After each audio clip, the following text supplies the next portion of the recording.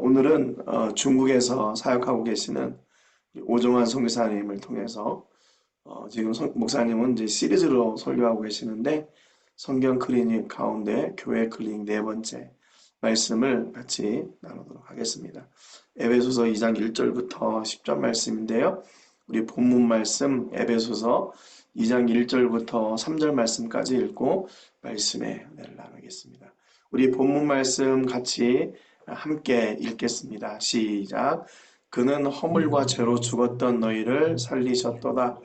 그때 너희는 그 가운데서 행하여 이 세상 풍조를 따르고 공중의 권세 잡은 자를 따랐으니 곧 지금 불순종의 아들들 가운데서 역사하는 영이라. 전에는 우리도 다 그 가운데서 우리 육체의 욕심을 따라 지내며 육체와 마음에 원하는 것을 하여 다른 이들과 같이 본질상 진노의 자녀이었더니. 아멘. 오늘 우리 오정화 목사님 말씀 듣고 많은 은혜 받으시기를 바랍니다. 반갑습니다. 우리 한번 본인에게 또 좌우에 계신 분하고 같이 고백해 볼까요? 내가 교회입니다. 내가 교회입니다. 한 번 더 고백합니다. 우리가 선교사입니다. 우리가 선교사입니다. 함께 주일 이렇게 예배하는 우리 WCDF 가족들 사랑하고 축복합니다. 오늘 저는 성경 클리닉 12번째 시간 우리 에베소서를 함께 보고 있습니다. 교회가 무엇인가? 이렇게 교회 클리닉이라는 제목을 함께 살펴보겠는데요. 오늘은 특별히 그 에베소서 2장 1절부터 10절까지 이 본문 내용을 가지고 같이 말씀을 보도록 하겠습니다. 먼저 여러분 그 에베소서 잠깐 이렇게 개관을 하면요. 에베소서는 교회가 무엇인가? 이것을 말씀을 해주고 있습니다. 그러면서 특별히 그 유대인 크리스찬들하고 이방인 크리스찬의 분열을 막기 위해서 우리 사도 바울이 에베소 교회에게 쓴 편지죠. 예수 안에서 모두가 한 형제 자매이고 한 몸이라고 하는 교회라고 하는 교회 의식을 일깨우는데 그 목적을 두었다 이렇게 말할 수가 있겠습니다. 하나님은 여러분 교회인 우리를 통해서 충만을 드러내십니다. 우리가 사실 성령 충만함을 주옵소서 주옵소서 하지만 우리는 이미 우리 안에 그리스도의 생명이 충만한 자들이죠. 그렇다면 교회인 우리 안에 충만함이 무엇일까라고 했을 때 그것은 사랑이죠. 그리고 또 은혜입니다. 또 긍휼, 구원, 하나님 나라, 생명, 영생 이런 것들이라고 볼 수가 있는 거죠. 우리는 하나님을 그래서 닮아가는 자가 아니라 이미 하나님으로 충만하기 때문에 그리스도를 통하여 우리가 하나님께서 낳은 바 되었기 때문에 우리는 하나님을 닮은 자녀다 그 말입니다. 정확하게 말하면 닮아간다라기보다는 본을 받아가는 거죠. 그래서 교회인 우리 안에 이런 요소들이요, 이 충만한 요소들이 드러나지 않는다면 우리는 어쩌면 신율법주의자일 수가 있는 것입니다. 어쩌면 우리는 정죄와 심판을 하는 그런 종교적인 요소만을 가지고 예배당을 다닐지언정 그리스도인은 아니다라고 할 수가 있는 것이죠. 이것을요 하나님의 교회인 우리들이라면 아마 인지할 수가 있을 것입니다. 내가 교회라고 하는 것은 그렇죠. 내 속에 그 성령이 충만하게 성령 하나님이 충만하다. 하나님이 가고 계시기 때문에 우리는요 그 하나님의 속성, 성품들, 하나님의 인격들이 우리 안에 충만하다라고 하는 거죠. 이런 것들이 우리 안에 드러나지 않는다면 우리는 예배당 교인, 예배당 종교인일지언정 그리스도인은 맞을까? 이런 의문도 한번 가져보는 것입니다. 오늘은 계속해서 교회가 무엇인가? 교회된 자의 정체성이 무엇인가? 또 교회되기 이전에 우리의 모습이 무엇인가? 이것을 한번 살펴보겠습니다. 계속해서 2장으로 한번 넘어가 보겠습니다. 2장은요, 우리가 교회로 부름받은 그 축복 이전의 상태에 대해서 아주 자세하게 여러분 설명을 해주고 있습니다. 그 내용은요, 오늘 예배하는 우리 모두에게 예외일 수가 없다라고 하는 거죠. 모태신앙자일지라도 그들이 인격적으로 주님을 만나기 전까지는요, 예외일 수가 없는 것입니다. 교회 되기 이전, 우리가 예수 믿기 이전의 모습은 어땠는가? 이것을 한번 살펴보도록 하겠습니다. 자, 먼저 우리가 읽었지만 에베소서 2장 1절로 3절.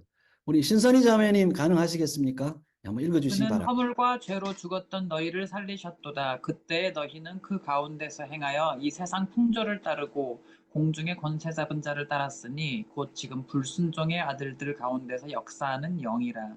전에는 우리도 다 그 가운데서 우리 육체의 욕심을 따라 지내며 육체와 마음에 원하는 것을 하여 다른 이들과 같이 본질상 진노의 자녀였더니. 아멘. 예. 우리가 먼저 예수 믿기 전에는요, 허물과 죄로 죽었다. 이렇게 나오고 있습니다. 허물과 죄로 죽어버린 상태였다.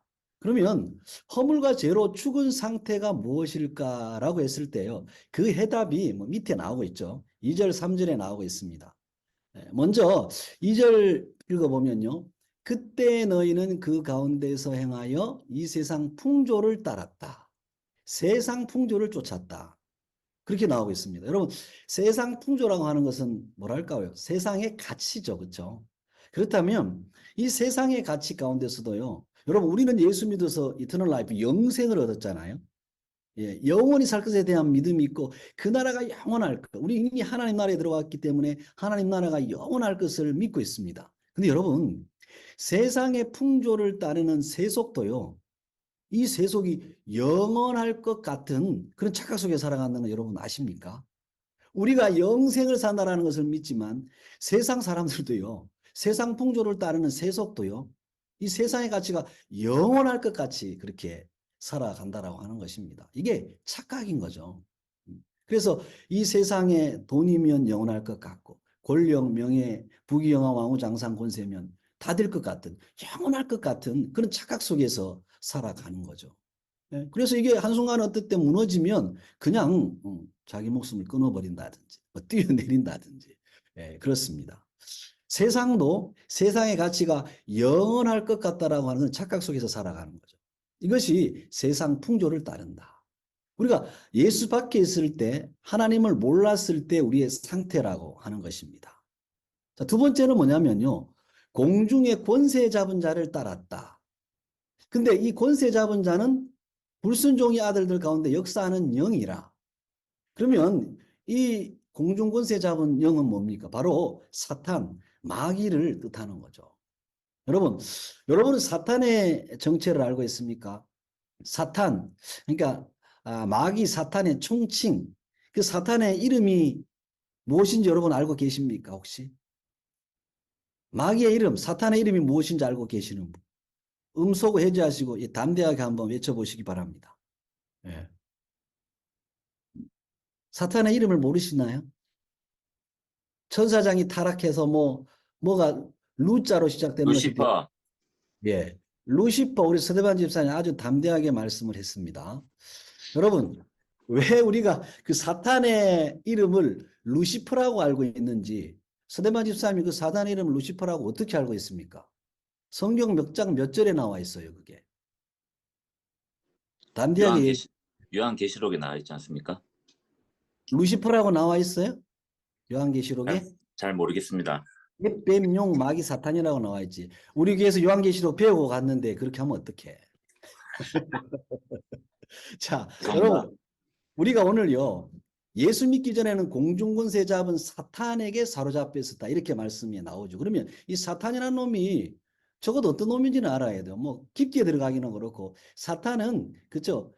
사탄 자체가 사탄이지만 또 하나님을 대적하는 것의 총칭이 바로 사탄이죠. 그래서 사도 베드로에게 주는 그리스도요 살아계신 하나님의 아들입니다 그랬다가 나중에 예수님 십자가 절대로 안 집니다. 못 집니다 그랬더니 사탄은 물러가라 그랬잖아요.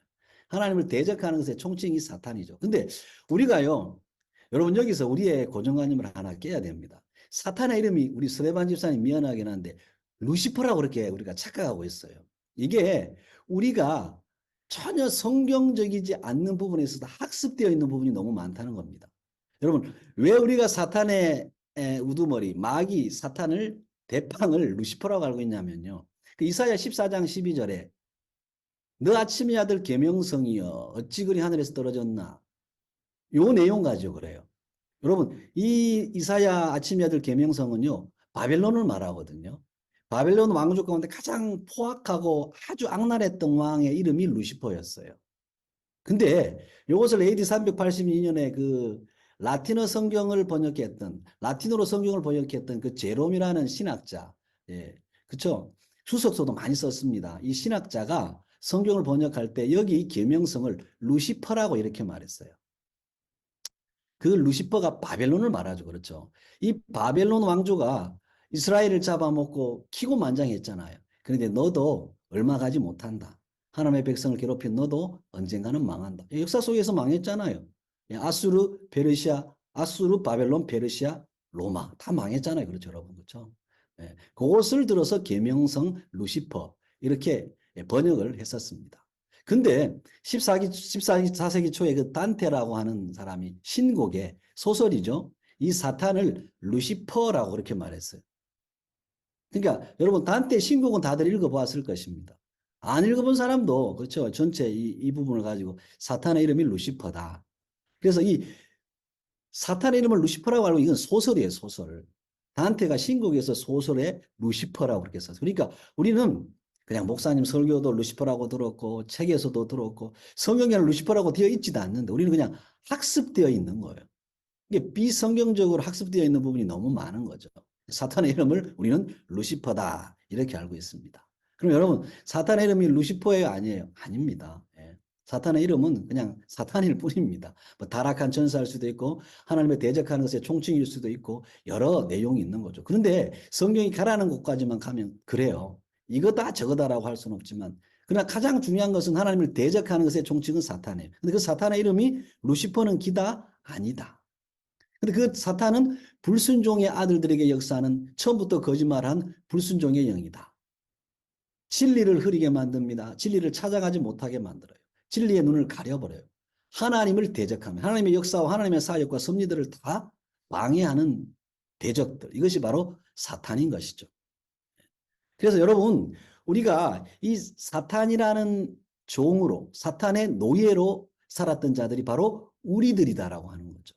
예수 믿기 전에 예수 밖에 있었던 허물과 죄로 죽었던 모습이 사단의 종노릇했던 자들의 모습이 우리들이었다. 이렇게 말합니다. 예. 그리고 또 세 번째로 보면요. 육체의 욕심을 따라 지내며 육체와 마음에 원하는 것을 하여 다른 이들과 같이 본질상 진노의 자녀였다. 예. 허물과 죄로 죽은 우리의 모습. 예수 믿기 전에 우리의 모습이 진노의 자녀였다. 육체의 욕심을 따라가고 육체와 마음에 원하는 것을 따라갔다. 요거죠. 창세기에 보면요. 요것을요. 육신이 됨이라 하나님의 아들들이 사람의 딸들과 결혼해서 육신이 되어버렸다. 네피림을 낳았다. 이게 육신이 되어버렸다. 사륵스 고깃덩어리가 되어버렸다. 고기가 되어버렸다. 하나님 없이 살아가는 인간의 욕심과 마음에 원하는 것만 쫓아 살아가면 우리는 정육점의 돼지고기나 다름없다뇨. 극단적으로 말하면 그럴 수가 있는 거죠. 이게 결국은 진노를 받는 지옥갈 운명에 처한 자들이 바로 우리들이 되었다. 이것입니다. 이게 예수님 밖에 있을 때 우리들의 모습이라는 거죠. 육체의 욕심, 육신의 정욕, 안목의 정욕, 이생의 자랑을 쫓아 사는 우리들의 모습. 오늘 저는 여러분에게 이 시인에 대한 말만 하면요. 누구나 다 아는 유명한 분입니다. 근데 그분을 통해서 이 문단에 등단한 분이 오늘 교회에 왔었어요. 되게 유명한 분이시더라고요. 그 문학계에서는요. 근데 그분을 통해서 제가 정말 오늘 잘못 알고 있었던 부분을 하나 알게 되었어요. 근데 어느 그 책인데 에세이집인데요. 그것이 2분이 있었고 3명이 집필을 했는데 한 분만 집필한 것으로 되게 유명한 책인데요. 오늘 그 집필자를 만났어요. 근데 그분이 권사님이신데 하시는 말씀이 너무 유명한 말이었습니다. 정말 제게요. 이렇게 막 가슴이 확 다가오는 말씀이었어요. 그 문학계가 얼마나 썩었고 육신을 쫓아 사는지, 얼마나 그야말로 또 성적으로 문란한지 이런 얘기들을 하면서요. 하나님 없는 문학계에 썩었다. 그 문학계 뿐이겠습니까? 예술, 모든 분 그렇죠. 모든 분야에 다 그렇다고 하는 것입니다. 그러면서 이 문학계가 그런 곳이 너무 정치색이 깊다. 그런 얘기들을 하는 것을 보면서요. 인간의 그 욕심이라는 것이요. 인간이 육체와 마음에 원하는 것이 얼마나 정욕적이고 죄악이 가득한지. 우리가 예수 믿기 전에 그렇게 살았다는 것입니다. 근데 이분은 예수를 믿었어요. 그랬더니 청결과 정결을 쫓아갔고 순수한 문학과 그 예술을 했다라고 하는 그런 고백을 하는 것을 들었습니다. 여러분, 인간의 모습이 그렇다는 것입니다. 육체의 욕심, 마음에 원하는 것을 쫓아 사는 우리들의 모습, 진노의 자녀였다는 거죠. 이게 예수 밖에 있던 교회 되기 이전의 우리들의 모습이었다 이것입니다.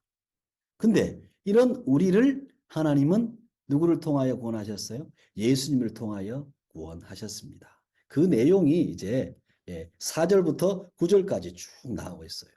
우리 선희자매님 읽어주시기 바랍니다.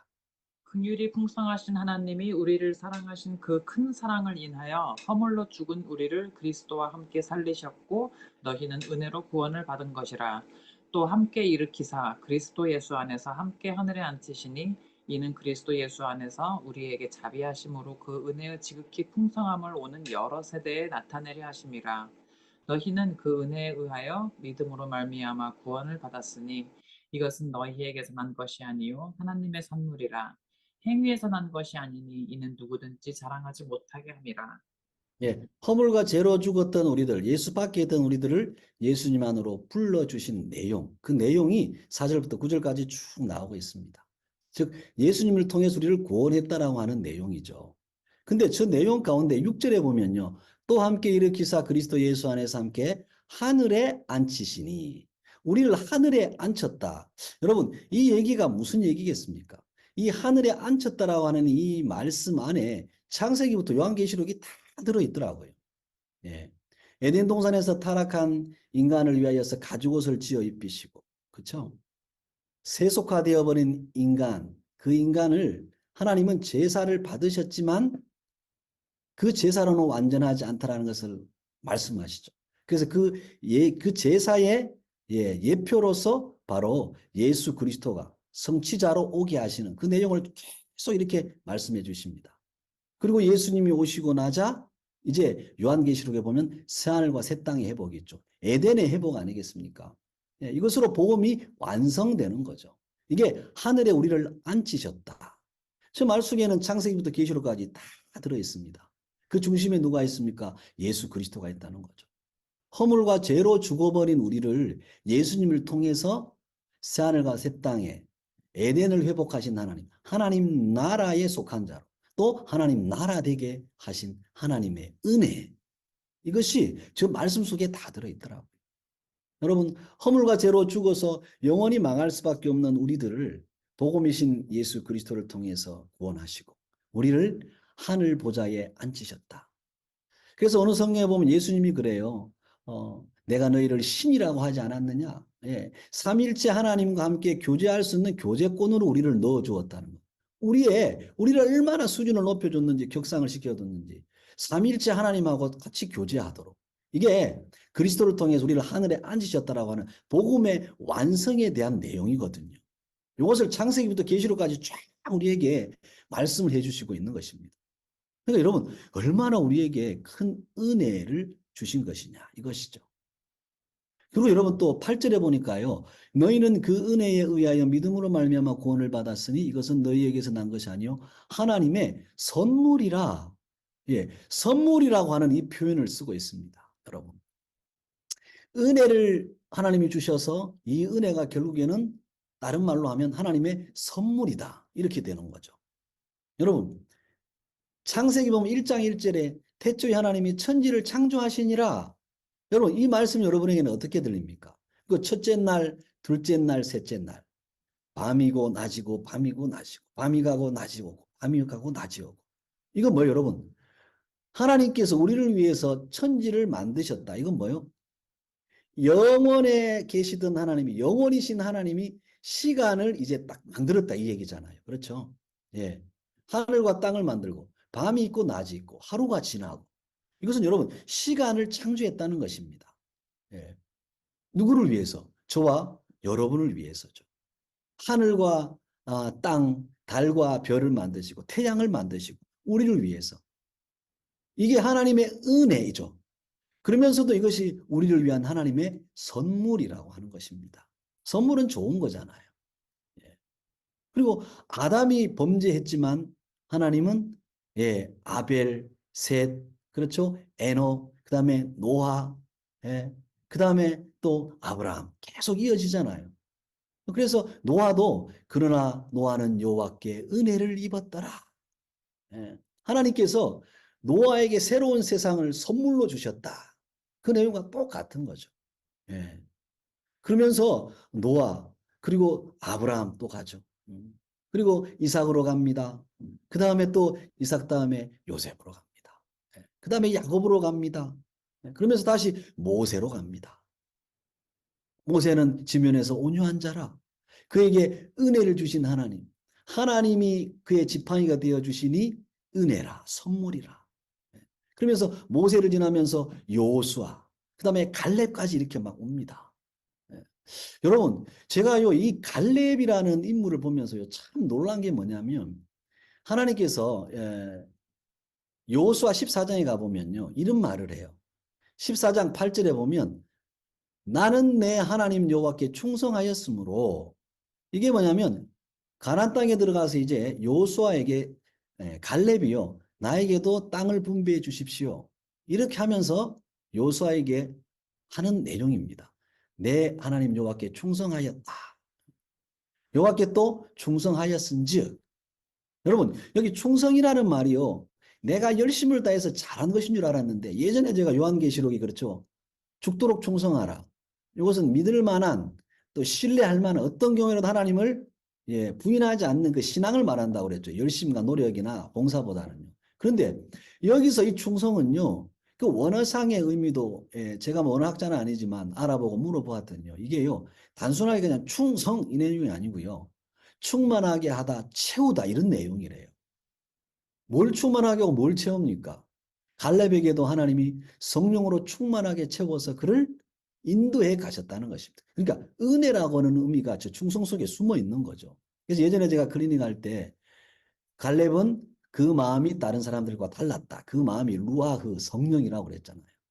갈렙은 온전히 나를 따랐다. 그 말씀도 온전이라는 말이 은혜로 채우셔서 그에게 온전하도록 만들었다. 이 내용이었거든요. 그러니까 충성이라는 말이요. 전부 하나님의 은혜가 들어있더라고요. 성령을 그에게 선물로 부으셔서 갈렙도 믿음 있는 자로 하나님 앞에 서게 되는 것. 그러니까 갈렙도 하나님의 은혜를 받아서 하나님의 그쵸? 선물로 구원을 받은 내용. 그가 사역자로 쓰임 받은 내용. 이 모든 것이요. 하나님의 은혜 그러면서 선물이더라는 겁니다. 이 요수아 14장 14절에 하나님 여호와를 온전히 쫓았다. 이것도 여러분 충성하고 똑같은 말이에요. 한글상으로는 충성으로 되어 있고 온전히로 되어 있지만 성경의 원어상으로 보면 충성, 온유. 아니 온전히. 이게 한글로는 다르지만 똑같은 말이더라고요. 제가 깜짝 놀랐습니다. 원어를 알아서 봐서가 아니라 예전에 갈렙에게 루아흐라는 부분을 가지고 의문이 들어요. 그래서 성경을 보고 한글은 다르지만 원어학자에게 물어보고 언어를 보았더니 이게 똑같은 단어. 말레라고 하는 똑같은 단어더라고요. 풍성하게 하다, 충만하게 하다, 채우다. 수동적인 의미가 있다는 겁니다. 그러니까 하나님이 우리에게 전부 은혜를 선물로 주셨다. 죄와 허물 가운데 빠졌던 우리들, 죽을 수밖에 없는 우리들에게 그리스도를 통해서 우리에게 구원의 은혜의 선물을 주셨다라고 하는 거죠. 그래서 여러분 디모데전서 1장 12절에 보면요. 사도 바울을 디모데전서에 보면 디모데에게 편지 쓸 때 나를 충성되이 여겼다.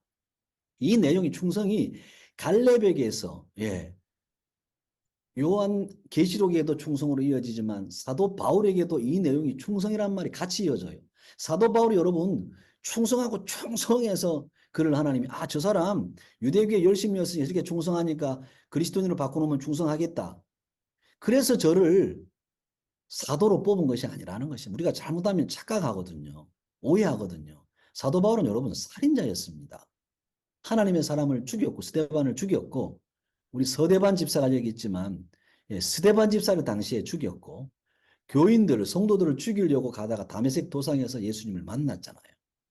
그러니까 저기서 충성이라고 하는 의미는 하나님이 딴짓하고 살인자였던 그를 바꾸어 버렸습니다. 다메섹 도상에서 성령이 임하여서 그를 충만히 임하여서 그를 바꾸어 버렸어요.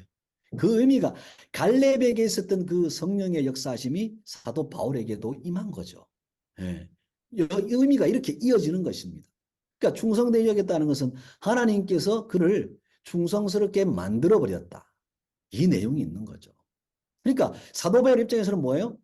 그가 예수 믿는 사람 죽이고 교회를 잔멸했던 살인자, 하나님을 대적했던 사탄의 입장이었는데 그가 하나님의 구원의 은혜를 선물로 받아버린 것이었습니다. 예. 이게 여러분 우리에게 주신 은혜, 즉 선물이라고 하는 겁니다. 예수 믿기 전에는 우리가 하나님과 원수 되었어요. 근데 은혜를 주셔서 구원을 선물로 주셨고 교회를 선물로 주셨다. 멋있는 뒤에 배경님은 예배당을 준 것이 아니라 나 자체를 교회로 하나님이 선물로 주셨다. 그래서 내가 교회된 자로 살아간다. 이렇게 여러분 은혜가 하나님의 축복이 연결이 되는 것이죠. 그래서 여러분 우리가 뭐 자랑할 게 있겠습니까? 그래서 9절에 보니까요. 이것은 행위에서 난 것이 아닌 이는 누구든지 자랑하지 못하게 함이라. 네, 그렇게 말씀을 하고 있습니다. 지위고하 세상의 가치를 가지고서 어느 누구도 자랑할 것이 없다라고 하는 거죠. 예. 특히 여러분 4절부터 여기 한번 9절까지 이렇게 쭉 보면요. 그 단어를 보면 약간 좀 노란 글씨 빨간 글씨 있는데요. 단어를 한번 보십시오. 긍휼이라는 단어가 나오고 사랑이라는 단어가 나오죠. 은혜가 나옵니다. 자비하심, 은혜, 하나님의 선물 이런 내용들이 나와요. 이 단어의 구성 자체도요. 우리의 것이 하나도 없어요. 예. 모든 것이 우리가 자랑할 만한 것이 없습니다. 예. 아직도 내 것을 자랑하고 내 수준, 내 스펙, 내 지위를 자랑한다면 아직도 우리는 유치원 수준이죠. 아이들은 자기 것 막 자랑하고 자기 것만 고집해요. 혹시 우리는 그런 모습이 없는지. 성도의 자랑은 오직 예수 그리스도 뿐임을 아는 자가 바로 교회된 자예요. 선교사 여러분인 줄로 믿습니다. 예. 그래서 10절에 보니까 예수 안에서 우리를 선한 일을 위하여 부르셨다. 그런 내용을 이제 말씀하고 있습니다. 이렇게 은혜를 받은 우리가 이제는 그러면 어떻게 살아야 하는가? 그 내용까지도 말씀해 주는데 이게 10절에 그 내용이 나와 있어요. 자, 우리 2장 10절 한번 읽어주시기 바랍니다. 우리는 그가 만드신 바라 그리스도 예수 안에서 선한 일을 위하여 지으심을 받은 자니 이 일은 하나님이 전에 예비하사 우리로 그 가운데서 행하게 하려 하심이니라. 아멘. 허물과 죄로 죽었던 우리들이 하나님의 은혜로 구원받았죠. 예, 선물을 받았습니다. 그렇다면 우리가 은혜 받은 우리들이 이제 여러분 어떻게 살아가야 할까요? 하나님이 요구하는 것이 무엇일까요? 이렇게 하면 우리가 또 뭔가 도잉을 해야 되는 것으로 알고 있지만 사실은요. 존재를 하나님이 우리에게 은혜 갚기를 원해요. 존재론적으로 은혜 갚기를 원해요. 그렇다면 여러분 그 존재론적인 은혜 갚는다고 하는 것이 무엇일까요? 10절에 나오는 선한 일이에요. 여기서 여러분 이 선한 일이라고 우리가 이렇게 또 말하니까 선한 일, 착한 일, 뭔가 열심히 섬기고 봉사하고 사역하고 일을 해야 한다는 것으로 생각하고 있지만 이 부분은 제가 예전에 한번 클리닉을 했었죠. 여기서 선한 일은요. 아가도스라고 해서 은혜를 말합니다. 그러니까 성도를 지으시고 이 땅에 살게 하신 이유가 바로 오늘 본문처럼 선한 일을 하기 위해서다. 그러니까 우리가 예수님의 은혜로 구원받았고 하나님의 선물을 받았다면 우리가 하나님의 그 은혜 갚는 일이 뭐냐면 다른 게 아니라 선한 일을 하는 거예요. 그러면 여러분 여기서 선한 일이라고 하는 기독교 그리스도인의 선한 일은 무엇이겠습니까? 예수님을 전하고 예수님의 생명을 전하는 것. 즉 생명 살리는 일인 것이죠. 아무리 여러분 우리가 봉사를 하고 섬기고 착한 일을 하고 일을 많이 해도 여러분 예수 생명을 심어주지 못하면 그것은 헛일이죠. 그렇죠? 우리가 선교사로 살아가지만 선교지에서 빵을 아무리 많이 나눠준들 우리가 아무리 열심히 저들을 무엇으로 섬긴들 그리스도의 생명을 저들 안에 심어주지 못한다면 이것은 선한 일이 아닌 거죠. 망하는 일인 거죠. 그러니까 우리의 본분은 그리스도의 생명을 심어주는 일 아니겠습니까? 그러니까 우리가 은혜 갚는 일이라고 한다면요. 무엇이냐면 그것은 어떤 일이 아니라 사역이 아니라 그리스도의 생명을 그냥 나누어 주는 것입니다. 이게 선한 일이라고 하는 거예요. 여러분이 그야말로 착하게 살아서 하나님이 기뻐한다. 그래가지고 은혜 갚는다면 그게 여러분 은혜이겠습니까? 그렇죠? 우리 이 부분에서 너무너무 잘 알잖아요. 여기서 선한 일은 이 땅의 이 3차원 이하의 선한 일, 착한 일이 아니라 그리스도를 선포하고 복음을 전하는 것. 그래서 예수로 인하여서 생명이 살아나는 것. 이게 착한 일입니다. 이것이 빠져버리면 우리의 의가 되고 그냥 단순한 우리의 착한 일밖에 되지 않는 것이죠. 여러분, 오늘 여러분 이 말씀을 마치면서 좀 여러분 같이 한번 좀 기억했으면 좋겠습니다. 지금 혹시라도 여러분 사업 때문에 삶의 문제 때문에 전전긍긍할지라도 우리의 본업은 예수 생명 전하는 것입니다. 잘 살든 못 살든 있든 없든 즐겁든 슬프든 우리의 본업은 예수 생명 전하는 것. 예. 지금의 상황에 지지 않고 담대히 복음이신 예수를 고백하고 전할 때 놀라운 역사를 삶의 현장에서 우리는 맛보게 될 줄로 믿습니다. 예. 오늘 여러분 허물로 죄로 죽었던 우리들을 살리신 하나님, 그렇죠? 우리에게 은혜를 주셔서 그리스도를 선물로 주신 하나님, 그 하나님 앞에 보답하며 사는 길은 다른 것 없습니다. 그리스도의 생명을 선포하고 그리스도의 생명을 전하는 것. 이게 가장 착한 일. 이 일을 위하여 부름받은 자들이 교회요. 이렇게 바뀌어버린 자들이 교회인 것입니다. 앞으로 그렇게 해야 교회가 되는 것이 아니라 우리는 이미 바뀌었습니다. 이런 존재들로 바뀌었다라고 하는 거죠.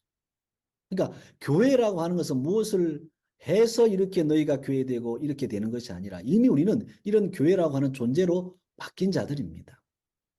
여러분, 그리스도가 충만하게 가하여 있는 자들이 우리들, 교회들이죠. 우리가 더 무엇을 구하고 더 뭘 원하겠습니까? 예. 우리가 여기서 더 지나는 무슨 착한 일을 한다고 하나님 우리를 인정하겠습니까? 이미 우리를 교회로 받으시고 우리를 인정해 주셨어요. 충성되이 여겨주셨어요. 충만하게 해주셨어요. 채우셨어요. 온전하게 해주셨어요. 그래서 우리가 지금 교회로 살아갑니다. 그래서 교회된 자가 가장 기뻐하는 자요. 가장 감사하는 자요. 가장 즐거워하는 자. 이것이 우리들의 본분이요. 정체성인 줄로 믿습니다. 예. 여러분, 제가 페북을 보다가요, 저희 이제 선배 은사님이 되는 분이 페북에 글을 올려놨는데요. 그 아까 말했던 그 제롬 성경학자 있죠.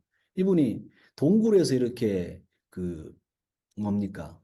성경을 번역하고 있는 라틴어로 성경을 번역할 때 많은 사람들이 찾아오고 그랬대요. 갑자기 동굴로 이렇게 뭐 사자 한 마리가 나타났다고 합니다. 많은 사람들이 혼비백산하고 도망갔죠.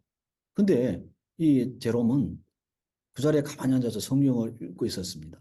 그랬더니 이놈의 사자가 이제 잡아먹을 줄 알았더니 갑자기 오더니 앞발을 쑥 내밀고 엎드리는 거예요. 그래, 발을 봤더니 이 발에 가시가 박힌 거예요. 가시를 빼주고 정성스럽게 치료를 해주었더니요. 그때부터 이 사자가 순한 양이 된 거예요. 이건 유명한 일화잖아요. 제롬이 가라면 가고 오라면 오고 앉으라면 앉고. 결국에는 이 사자가 그 동굴에 땔감을 나르는데 낙타가 땔감을 나르는데 사람이 가서 이렇게 데리고 오고 뭐 하는데 이 사자가 그 땔감을 나르는 낙타를 갖다가 보통 보면 강아지들이 막 그런 거 많이 하고 그러잖아요. 그 역할을 했다고 합니다. 낙타를 동굴까지 막 데려오는데 서포트 해주고요. 이 동물이 은혜를 알았다는 건 아니겠습니까? 여러분, 우리가 하나님 앞에 은혜를 입었다면 우리가 할 수 있는 은혜 갚는 길은 무엇일까요? 예수 안에서 선한 일을 하는 것. 그건 뭘까요? 그리스도를 전하는 것입니다. 그리스도의 생명을 내가 맛보고 누리고 선포하는 것입니다. 뭔가 거창한 것을 해야 하나님 기뻐하는 것이 아니라 예수 그리스도를 선포하고 전하는, 예수 생명을 나누어 주는 것. 이게 하나님이 기뻐하는 은혜 갚는 일이요 선한 일인 줄로 믿습니다. 여러분, 우리 안에 이 복음이 자리하고 있습니다. 예수 그리스도가 여러분 안에 계십니다. 그분으로 인하여서 살아가고 기동하고 이 땅에 가고 여러분들이 각자 삶의 처소 속에 있는 것이 바로 저와 여러분, 바로 교회된 자의 모습인 줄로 믿습니다. 교회된 이 자체가 축복이거든요. 그래서 내가 교회입니다. 우리가 교회입니다. 계속 저도 그것을 반복하고 외칩니다. 이 교회된 자의 놀라운 축복을 이 땅 가운데서 하나님 나라로 누리고 맛보는 여러분 되시기를 예수님의 이름으로 축원합니다. 우리 같이 한번 이 시간 오늘 받으신 말씀 놓고 여러분 깨달음 붙들고 같이 한번 기도했으면 좋겠습니다.